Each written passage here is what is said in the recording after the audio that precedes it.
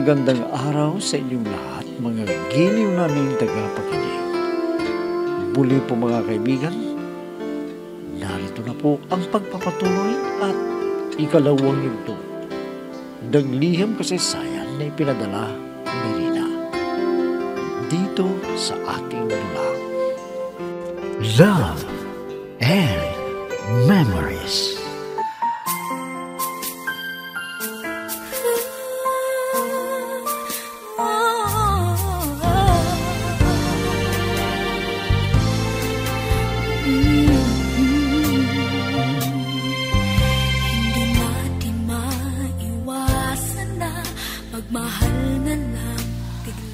Ayaw sana ni Ariel na pumunta ako sa abroad, pero wala siyang nagawa dahil mabilis na natapos ang mga papeles ko.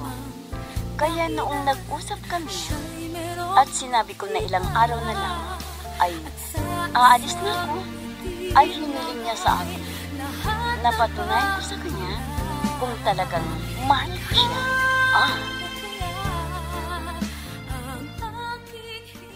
Ariel, sana maunawaan mo ko. Ilang araw na lang at ako ay aalis na patungong abroad. Ang bilis naman, Rina. Hindi ko yata kaya na lumayo ka sa akin. Pero kung iyan ang desisyon mo, hindi kita pipigilan. Dahil yan ay para sa iyong mga mahal sa buhay. Hindi bali, Ariel. 2 taon lang ang kontrata ko. Sana hindi ka magbago. Hindi ko magagawa yan, Rina. Alam mo naman na mahal kita. Baka makakita ka roon ng masikip pa sa akin at ako ay ipagpalit mo. Ariel, pupunta ako sa abroad para magtrabaho. Hindi ang humanap ng ibang mamahalin. Maniwala ka sa akin at ibigay mo sa akin ang lubos mong tiwala, gaya ng pagtitiwala ko sa iyo. Oo, Rina. May tiwala ako sa iyo. Sana lagi kang tumawag sa akin sa oras na libre ka sa trabaho mo. Lagi akong maghihintay sa iyo. Ipapangako ko sa iyo, Ariel. Lagi kitang tatawagan. Dahil ngayon pa lang ay namimiss na kita. Kung ganun, patunayan po sa akin ang iyong tapat na pagmamahal. Ariel, huwag mong gawin ito sa akin. Para hindi ako magka-problema. Basta hintayin mo ako. Babalikan kita. Minsan ng isang simpleng ngiti ay mayroong dala. Isang tapat na hangarin at pangakong dakila. Hindi man ito pinapansin. Mabuti na lang at hindi ka pumayag sa gusto ng Ariel na yun. May gusto mong sirain ang pangarap mo. Hindi naman siguro, Itay. Gusto lang niyang makasigurado na di ko na ibabaling sa iba ang pagmamahal ko. Yun naman ang rason kung bakit gusto niyang kunin ang pagkababae mo para makabalik ka kaagad dito kung sakaling magbunga ang gagawin ninyo. Huwag na kayong mag-alala, Itay. Hindi naman ako pumayag sa gusto niya dahil ang pangarap ko ay ikakasal ako na malinis pa ang aking sarili at dangal. Tama yan. Tama yan. Yan naman ang dapat. Hindi yung nauunang pagnanasa ng lalaking yun. Kung hindi siya tumigil, ba'y talagang matitikman niya ang bagong hasakong itak? Ang Itay naman, hindi bale. Wala naman siyang nagawa sa gusto niyang mangyari sa amin Kaya walang problema sa aking pag-alis, Itay. Abay, dapat lang. Mabutit naisip mo na hindi ka maisahan ng Ariel na yon.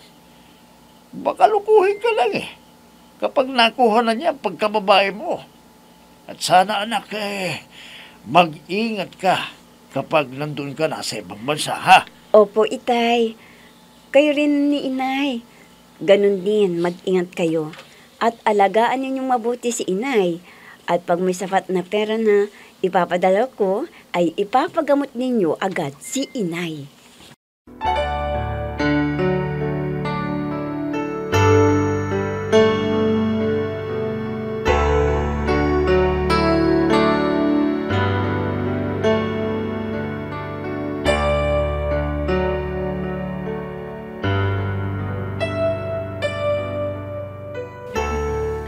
swerte mo naman, friend. Tinulungan ka ng pinsan mo para makapagtrabaho abroad. Oo, friend. At ilang araw na lang ang pagsasama natin dito. At bukas ng madaling araw ay magbibiyahe na ako patungong Maynila. At hintayin ko na lang doon ang flight ko. Naku, friend, sana hindi ka magbago sa akin, ha? Kung umasenso ka na sa buhay. At kung pwede, baka matulungan mo rin ako. Ha? Anong ibig mong sabihin, friend? Ano yun? Gusto ko rin pumunta ng abroad eh. Alam mo naman, karamihan ng mga dalaga dito sa lugar natin ay nagpunta na sa abroad para guminhawa ang buhay ng pamilya nila. Ganun pala.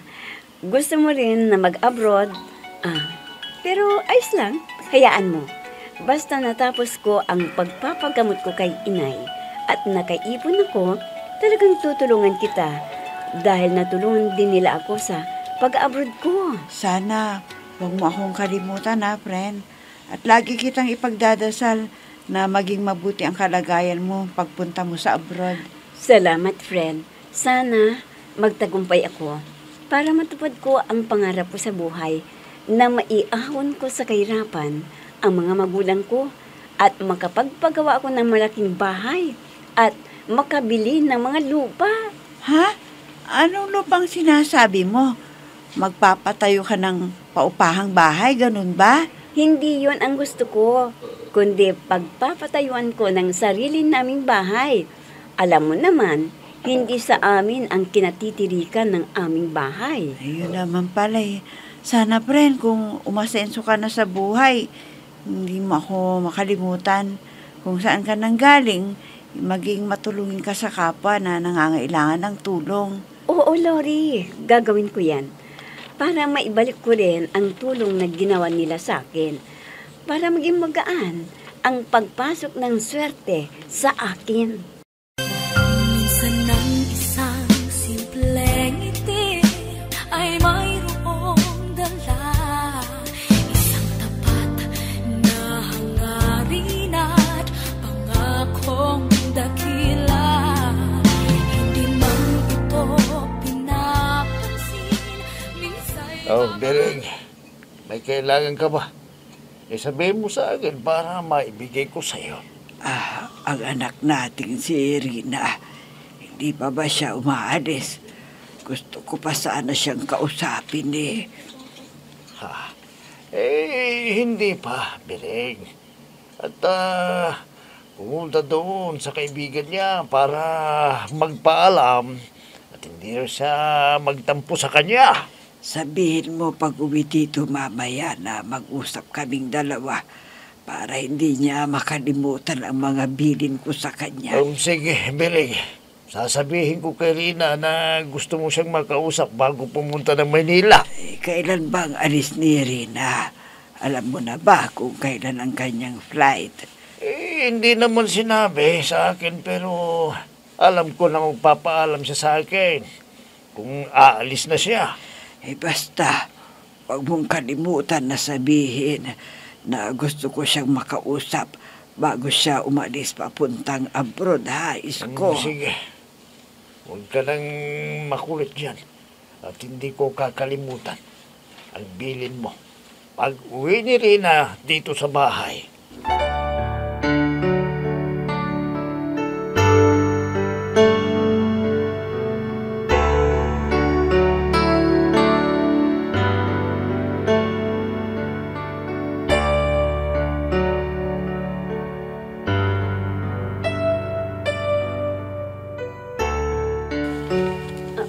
Salamat, Ariel.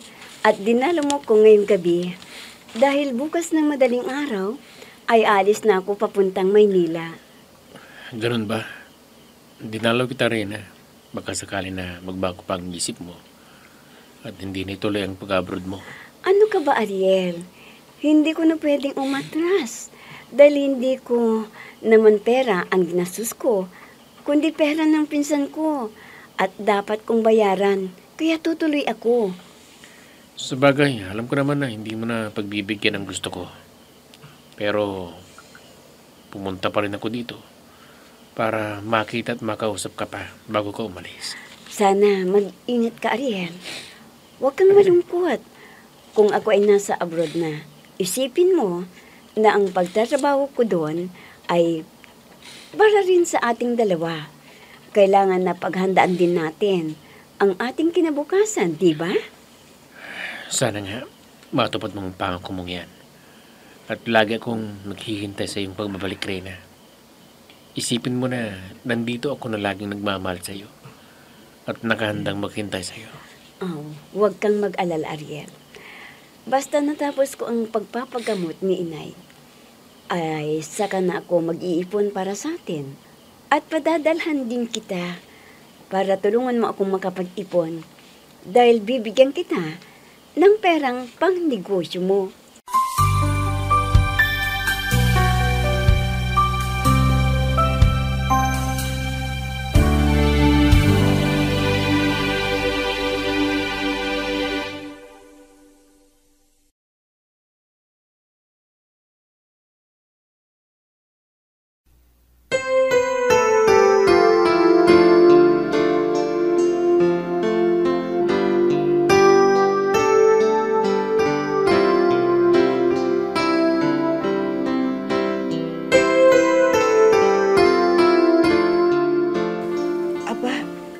Ariel yata itong makakasalubong ko. Akala ko sumama sa Maynila para ihatid sa airport si Rina. Bakit kaya? Ano nangyari? At nandito siya. Di bali, kakausapin ko para malaman ko ang dahilan bakit hindi siya sumama kay Rina sa Maynila. Sabagay, mahirap din makita kung aalis ang nobya dahil matagal bago sila uli magkita. Yan, malapit na siya rito. Hi Ariel, saan ka ba pupunta? Ikaw pala, Lori. Kwan, pupunta ko dyan sa tindahan ni Aling Oring. Ikaw, saan ka ba galing? Papunta pa lang ako sa bayan. Teka, bakit hindi ka pala sumama kay Rina para ihatid sa airport? Naku, Lori, hindi na ako sumama dahil masama ang loob ko. Dahil hindi niya ako sinunod. Tsaka baka mapigilan ko pa sa kanyang plano. Sa bagay, mas mabuti na yung hindi mo makita na umalis para hindi ka masyadong masaktan. Teka, baka pwede mo akong samahan na pumunta sa bayan dahil marami akong bibilhin eh. Ha? Bakit? Ano bang mga bibilhin mo? Sige, samahan na lang kita. Total, wala naman akong gagawin eh. Salamat ha. Hindi na ako mahihirapan yan na magbuhat ng mga bibilhin ko. At saka, iimbitahin na rin kita dun sa bahay dahil kaarawan ko bukas. Sige, Lori, samahan kita. Total, wala naman akong gagawin. Pupunta sana ako dun sa tindahan na bilihan ng alak. Pero hindi na. Sige, tara na.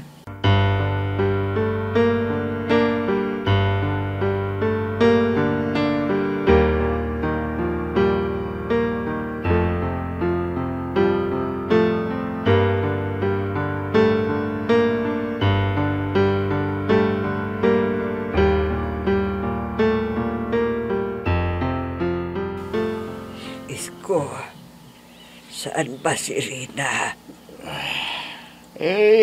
Pumunta na ng Maynila. Hindi ba nag-usap na kayo at pinayuhan mo pa siya? Isko, mag-uulila ako sa anak natin. At tatagalan bago ko uli siya makita. Huwag ka nang umiyak. Biling, makasama pa sa'yo yan. Paano naman? Si Rina ang magsasakripisyo para sa atin. May wala tayong magagawa dahil matanda na tayo. Pero huwag ka nang mag-alala.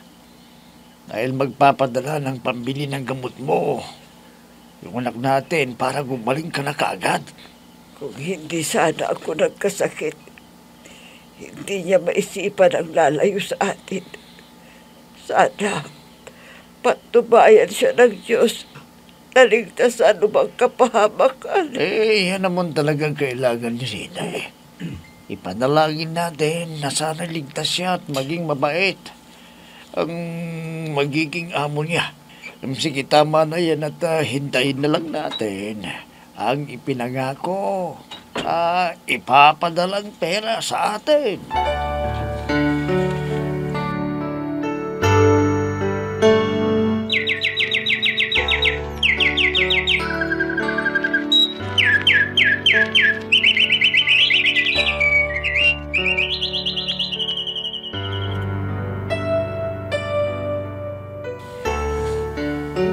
pala ang pakiramdam kung nasa malayo ka at hindi kasama ang mga mahal sa buhay. Pero kailangan kong magtrabaho para sa mga magulang ko. Hindi bale. Huwag ko nang pansinin ang pagdaan ng mga araw. Kailangan na busy ako lagi sa trabaho ko para makalimutan ko ang pangungulila sa mga mahal ko sa buhay. Lalo na si Ariel. Ano na kayang ginagawa niya ngayon? Iniisip din ba niya ako? O nakikipagbarkada siya? Magtitiis ako dito para matupad ko ang aking mga pangarap. At pag nakaipon ako, hindi na ako babalik dito sa Hong Kong.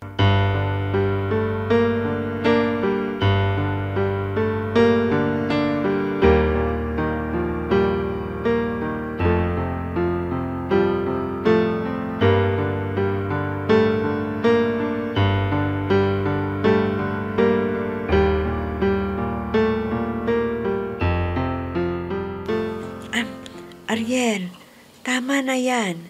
Lasing ka na. Kaya matulog ka na lang dito sa sopa. Kundang panginom ko, Lori. Gusto ko pa nangalang bigyang bago.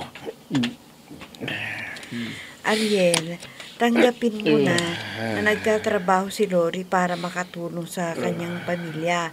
At alam mo naman ang hirap ng buhay nila, hindi ba? Pero paano kung nagmamahal sa kanya? Parang hindi ko makakayan kanyang paglayo eh. Sa umpisa lang yan. Ang gawin mo, maging busy ka sa iyong trabaho. At isa pa, tatawagan ka naman niya, diba? Kaya, hindi problema yan. Moderno na ngayon. Pag may cellphone ka, makikita mo ang kausap mo kahit nasa ibang bansa. Salamat, Gloria. Nalalakas mo loob ko. Wala ka. Hindi ko na alam ang gagawin ko eh. Hindi na. Ano bang nangyayari sa'yo?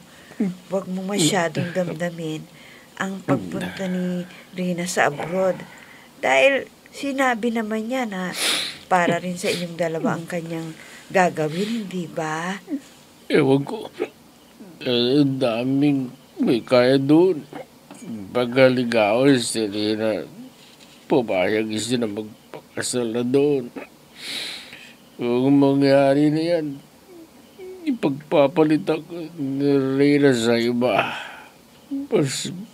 Mas mabuti pang mamatay na lang ako. Ariel?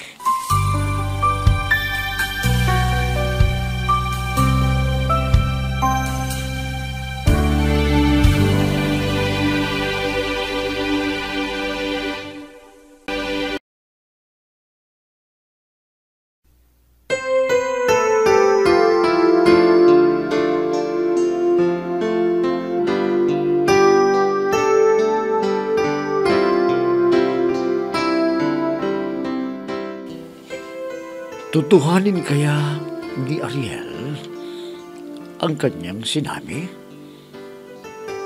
Mga kaibigan, huwag ninyong kaligtaang subaybayan ang pagpapatuloy at ikatlong yugto ng liham kasaysayan na ipinadala ni Rina dito sa ating dula. Love and Memories. Mga nagbibigay buhay sa ating dula ay sina Mayra Abrihal Narnola, Susan Malikdem, Robert de Guzman, Yehuda Ismael, Eva Alcoriza, Jun Cabato, Ami Diaz, at si Oscar Ora. Technical supervision at musika ni Oscar Ora. Nilapatan ng tunog ni Robert de Guzman.